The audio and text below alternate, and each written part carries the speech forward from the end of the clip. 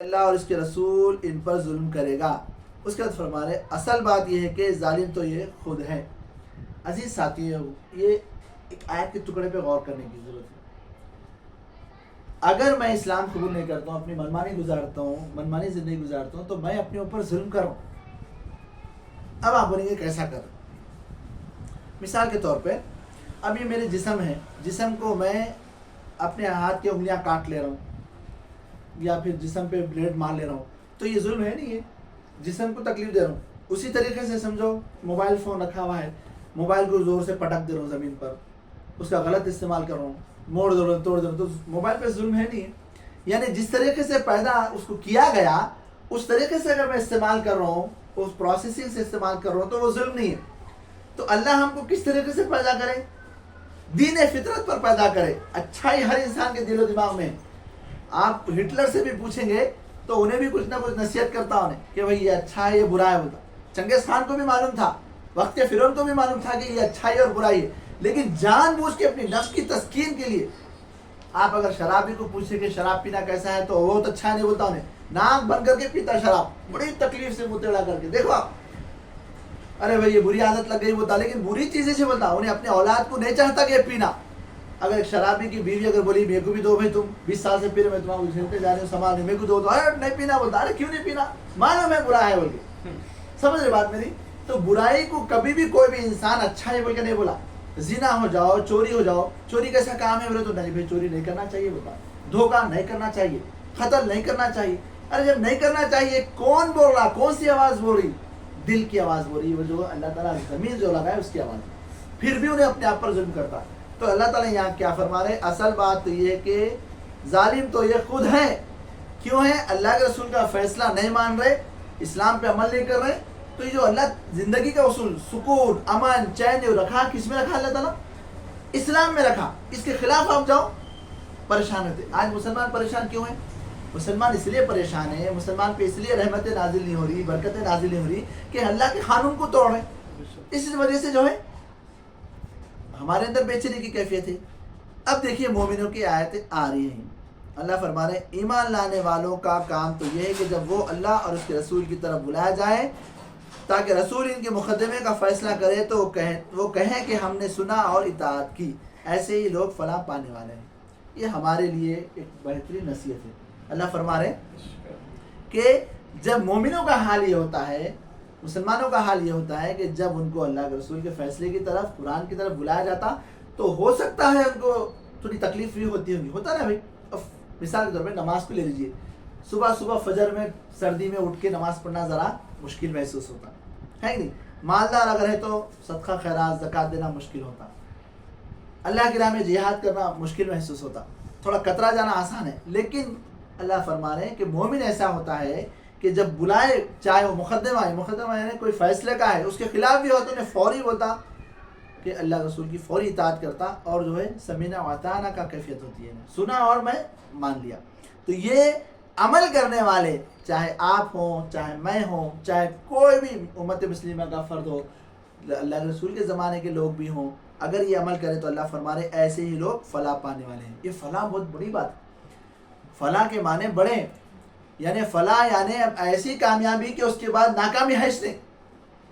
آپ دنیا میں کوئی ایسا کام بتائیے جس کے لیے آپ یہ ڈیفینیشن بیان کر سکتے کہ فلاح پا گیا، کوئی ہے؟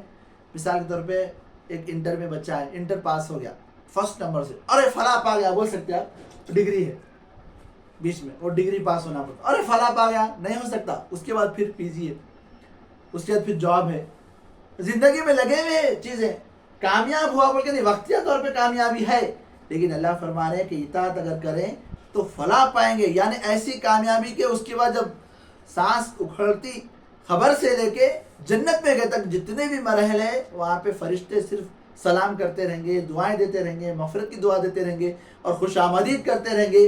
حوریں کہیں گے کہ ہم آپ کا انتظار کر رہے تھے۔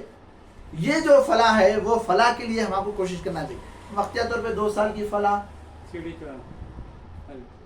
چڑھ رہے خالی، 1 سال کی کامیابی، 2 سال کی، 10 سال کی کامیابی۔ بھائی کتنے بھی آپ محل اور کتنے بھی آپ ہے سو دولت جمع کر لیں تو مٹی میں کرنا ہے آپ کو، سونے چاندی کے اندر تو نہیں ڈالتے، ہیرے کی کھدان میں ڈالتے کیا؟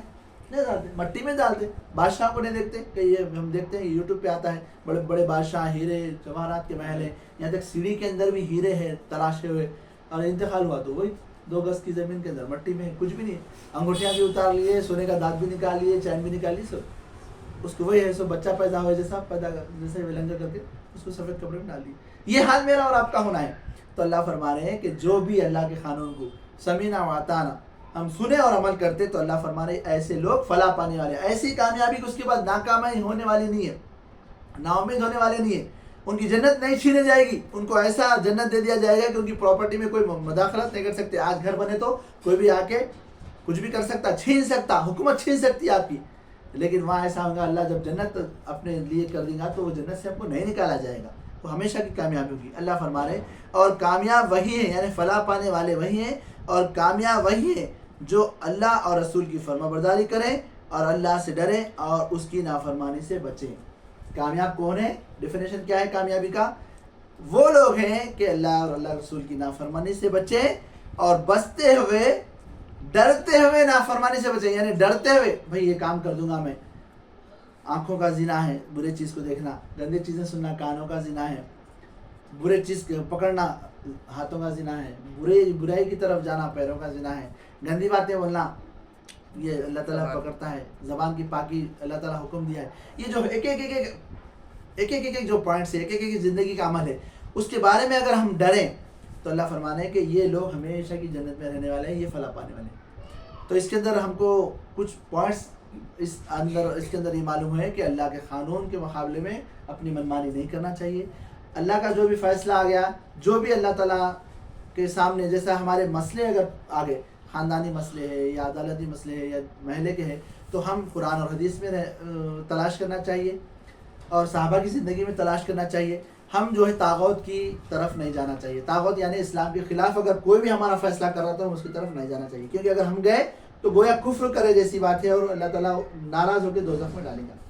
تو بہرحال اس کے اندر اور بہت ساری چیزیں ہیں. اللہ تعالیٰ سے میں دعا کرتا ہوں کہ اللہ تعالیٰ مجھے اور آپ کو سچے مومن کی صفات ہمارے اندر پیدا فرمائے, اور منافقوں کی صفات, مشرکوں کی صفات, کافروں کی صفات سے اللہ تعالیٰ ہمیں محفوظ رکھے, زندہ رکھے, اسلام پہ زندہ رکھے. اور اللہ تعالیٰ جو ہے فلسطین کے اندر جو ہے مسلمان جو پریشان ہیں, اللہ ان کی شہادتوں کو قبول کرے اور ہمارے اندر بھی ویسا ایمان پیدا فرمائے. اور اللہ تعالیٰ جتنے بھی وہ تکلیف میں مسلمان و پریشان ہیں, اللہ تعالیٰ ان کی غیب سے مدد فرمائے. جس طریقے سے اللہ نے جنگ بدر کے اندر جو ہے فرشتوں کے ذریعے سے مدد کیا تھا, اللہ تعالیٰ وہاں پر ان کی مدد کرے. اور جو کفار ہیں, جو یہودی ہیں, جو اسلام کے کٹر دشمن ہیں, جو اسلام کو مٹانے کی کوشش کریں, مسلمانوں کو ختم کرنے کی کوشش کریں, اللہ تعالیٰ اپنا جو ہے عذاب نازل کرے وہاں پہ, اللہ تعالیٰ اپنا غصہ وہاں پہ نازل کرے اور اللہ تعالیٰ ان کو تباہ و برباد کرے. جن کے مقدر میں ہدایت ہے اللہ ان کو ہدایت دے, اور جو ہے جس کے مقدر میں ہدایت نہیں ہے اللہ تعالیٰ ان کو تباہ و برباد کرے. ہمیں زندہ رکھے, اسلام پہ زندہ رکھے اور ہمارا خاتمہ بالخیر ہو. سبحان ربک رب العزت عما یصفون وسلام علی المرسلین والحمد للہ رب العالمین.